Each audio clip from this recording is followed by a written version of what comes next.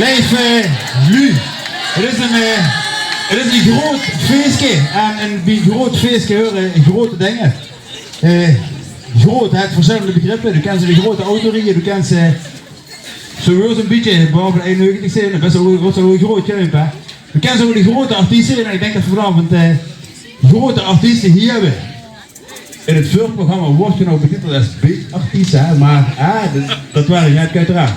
Nee, grote artiesten, en dan kan je ook aanvragen, wat zijn grote artiesten? Grote artiesten kennen jullie zijn die meermaals LVK gewoon hebben. Grote artiesten kennen jullie zijn die heel veel jullie kennen en die gouden platen houden, weet je van allemaal. Maar grote artiesten kennen ook groot zijn heel klein dingen. En ja, dat zijn, die staat trouwens in, staat er Mariella. Jeugdprins Fik en jeugdprinses Lori, hoe zit je? Zo vergeet ik nu, hè, van het prins Ster. Kijk, nu is even compleet. Veer hebben namelijk vorige week, even tussendoor, Veer hebben vorige week nu prins Oetje op hier namelijk. Prins Stan, prinses Marielle, jeugdprins Fik en jeugdprinses Lori. Geef ze een hartelijk applaus, want zie trekken dit door, dat kan weer namelijk. Ook die zijn groot, hè, ook die zijn groot. Maar dan hebben we een andere meneer, als je het zit.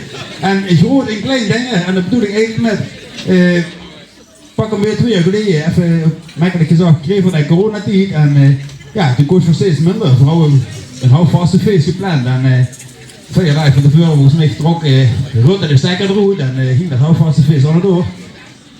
En ja, wist maar zeker de moeilijkheden, de wens.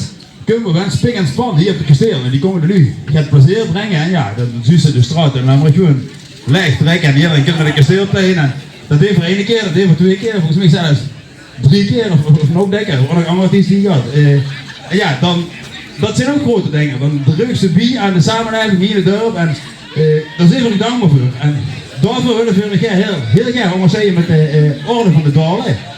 Guido had in de Vennetas zitten geloof ik. En wil ik heel graag ons principaal vragen om het te zeggen. Dit is ook de eerste keer toch? Dit is de eerste keer dat ze mij genomen. De eer heeft gewonnen.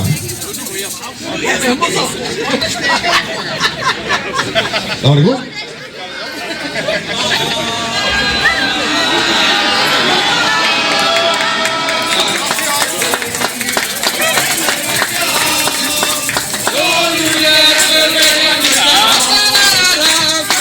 Dit is eigenlijk om het eerste naaien van de proces. Dat is goed.